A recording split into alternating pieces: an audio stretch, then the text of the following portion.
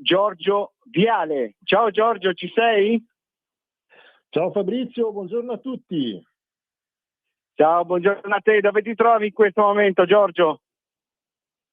Oggi sono in centro città, mi sono trovato un attimo un angolo sicuro, non indosso nessuna collanina d'oro perché la nuova moda di Genova è quella dello strappo delle collanine d'oro, quindi il mio suggerimento è quello di andare in spiaggia ma non indossare niente perché oramai non si può più a Genova.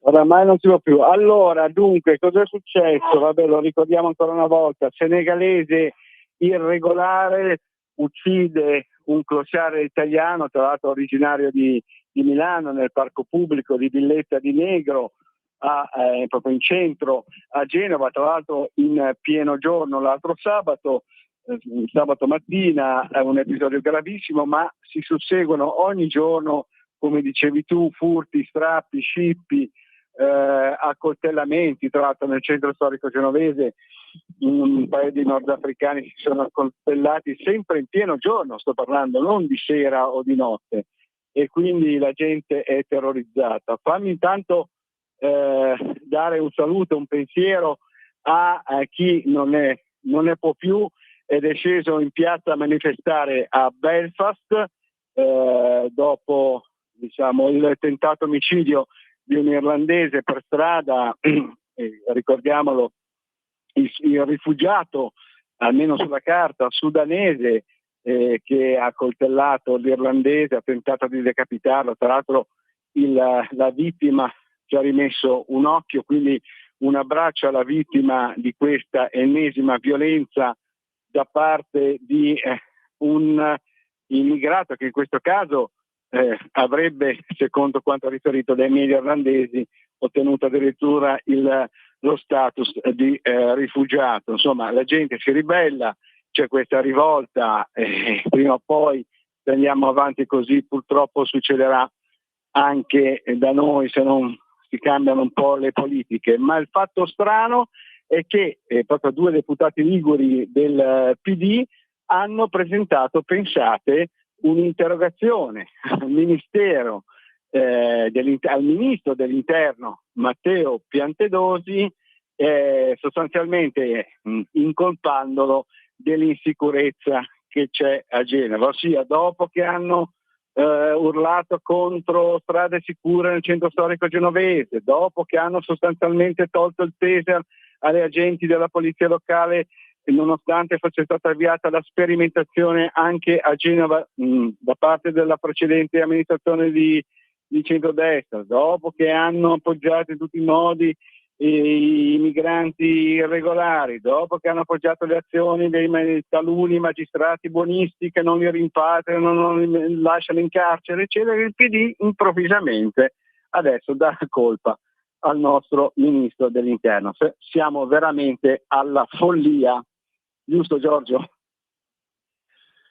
Sì, caro Fabrizio, è una follia completa, è la follia di chi qua a Genova incolpa il governo delle mancate espulsioni, ma ha una maggioranza di persone che vanno a manifestare e fanno mozioni contro il decreto sicurezza, oppure semplicemente appartengono a uno schieramento politico come il PD, che in Europa non più tardi di una settimana fa lamentava le nuove disposizioni europee che appunto consentiranno finalmente di rimpatriare gli immigrati che delinquono e di applicare le linee della reimmigrazione.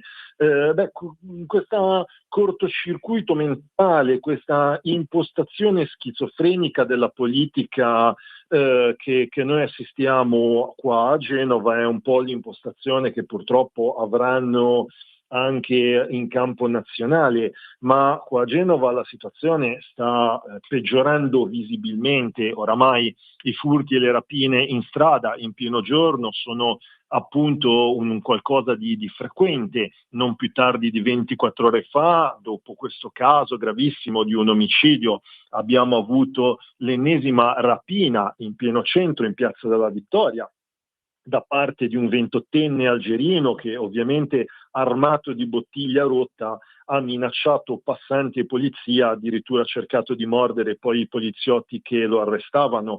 alla faccia della Salis che dice che non ci sono le forze dell'ordine. Le forze dell'ordine ci sono, è certo che l'impegno del comune da essere molto frequente e costante negli anni passati è diventato praticamente zero. Fate conto che ovviamente questa amministrazione non ha investito nulla in sicurezza e in un anno già cominciano a vedersi questi disinvestimenti, questa costante denigrazione delle forze dell'ordine che appunto vengono solo e soltanto contestate e non possono fare assolutamente nulla. La polizia locale di Genova, che tanto si era spesa per la sicurezza dei cittadini, è stata debitamente messa da parte da questa amministrazione, è stata pesantemente depotenziata e quindi ovviamente i risultati si vedono. Certamente c'è anche da considerare un fattore psicologico, e cioè che queste persone che delinquono sostanzialmente si sentono sostenute e difese da una politica che trova sempre giustificazioni per loro e condanna per gli altri. Quello che io non vorrei vedere è una Genova che diventi come l'Inghilterra, dove un 18enne di nome Henry Novak è stato ammazzato per strada, ma è stato ammazzato con l'intervento di forze dell'ordine che hanno arrestato lui e non chi l'aveva coltellato, perché il razzismo sta diventando più fondamentale, gli spettri del razzismo stanno diventando il reato più fondamentale rispetto a chi effettivamente delinque, coltella, spaccia e ruba. E questa follia ideologica alla quale la sinistra italiana si sta adeguando ha in Silvia Salis e nella sua maggioranza un ampio seguito e quindi noi assistiamo in presa diretta a quello che sta diventando questa città. Ecco, mi sembra, giustamente tu hai ricordato quel caso di Henry Novak, dopo che è successo prima di quello che è accaduto proprio in queste ultime ore a Belfast, con centinaia, migliaia di manifestanti in piazza per strada contro questa insicurezza, questa violenza da parte dei migranti, spesso irregolari. Ricordiamo anche che le leggi che regolano l'immigrazione e rimpatri diciamo vengono fatte in sede UE, cioè quindi chi regola poi le leggi nazionali e chi impone determinate cose purtroppo è la UE, dove appunto il PD e le sinistre impongono la loro linea, la loro politica. È veramente una cosa assurda, cioè non è soltanto uno scaricabarile, Giorgio, è veramente follia pensare che un governo, tra l'altro di centrodestra, sia tra virgolette colpevole di questa situazione. Come giustamente hai detto tu, poliziotti, carabinieri, finanzieri, ma anche agenti della polizia locale, tu hai lavorato con loro fianco a fianco e si sentono con le mani legate, anche perché poi questi migranti molto ma molto spesso purtroppo delinquono e rimangono impuniti. È così, Giorgio, la vedi anche tu così? Esattamente, purtroppo i rimpatri sono difficili non certo per colpa di questo governo, ma per il fatto che in tutti questi anni l'Unione Europea ha assorbito sempre più competenze con la complicità di Partito Democratico e di tutta la sinistra italiana. Assorbendo queste competenze si sono posti dei pesantissimi limiti sulle possibilità di rimpatriare non soltanto i clandestini, coloro i quali entrano nel nostro territorio senza i documenti, ma bensì anche di chi delinque e non ha nemmeno senso inserirli nelle strapiene, stracolme carceri italiane a spese peraltro dei contribuenti che meglio possono contribuire con altri servizi che non a mantenere carcerati di nazionalità estere. Quindi la follia di questa impostazione è quella di un partito che all'interno dell'Europa, blocca in tutti i modi la possibilità di espatriare chi delinque.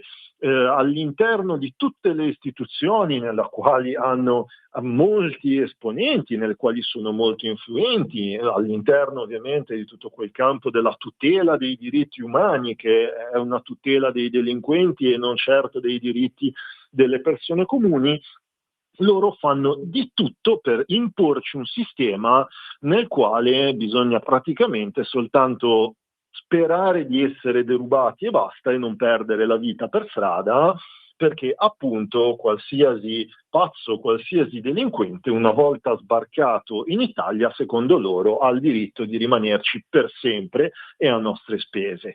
E contro questa follia bene hanno fatto i nostri consiglieri regionali della Lega in Regione Liguria a scagliarsi contro questi atteggiamenti veramente ambigui e schizofrenici del PD locale, ma è anche un bene che tutti si sveglino e tutti lottiamo prima di arrivare agli estremi dell'Irlanda, semplicemente con la penna in mano e potendo votare, votando giusto ed evitandoci questo destino funesto, direi, ecco.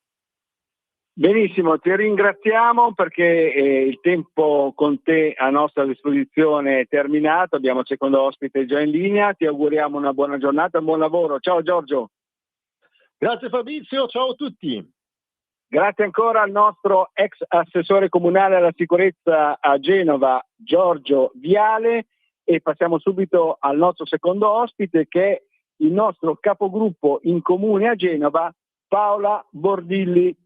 Sentiamo se Paola è già in linea. Ciao Paola, ci sei? Fabrizio non è ancora in linea.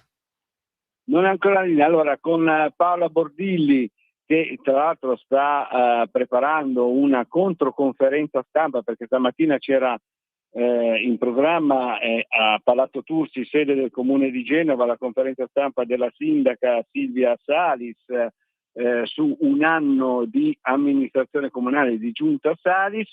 Alle 15 poi annuncio già che ci sarà la tra virgolette, conferenza stampa dei capigruppo di opposizione del centro-destra, a cui parteciperà ovviamente anche la nostra Paola Bordilli, e credo che stia un po' preparando questa conferenza stampa e sarà un pochino indaffarata. Sentiamo se siamo già in linea con Paola Bordilli, perché volevo un po' tornare con lei anche su questo tema sicurezza, perché la polizia locale di Genova è stata depotenziata, in particolare nel centro storico, dove ci sono molti problemi insieme a San Pier d'Arena, le due zone rosse cosiddette a Genova, ma adesso diciamo la criminalità diffusa sta dilagando anche in centro città e come abbiamo sentito anche da Giorgio Viale in pieno giorno, purtroppo. Abbiamo Paola Bordilli lì in linea o abbiamo ancora difficoltà? Fabrizio nulla, non risponde. Non risponde al telefono Paola Bordilli. Benissimo, allora io direi di concludere in questo modo il nostro collegamento da Genova e dalla Liguria. È tutto. Linea a Milano da Fabrizio Graffione.